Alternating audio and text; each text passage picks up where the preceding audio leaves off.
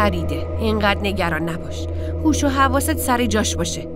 چه میدونم یه دروغی بگو تا بتونی برای خودت وقت بخری. یه لحظه. رحیم زنگ میزنه. حالا بهش چه جوابی بدم؟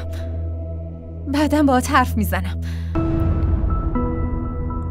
این دختر از پس یه همچین چیزای کوچیکی هم بر نمیاد. بله رحیم. الو. خب باهاش حرف زدی؟ رحیم راستش عجله داشت، باید جایی میرفت. گفت که بعدش خودش با هم حرف میزنه. خب با اسکندر رفت؟ آره با هم دیگه رفتن.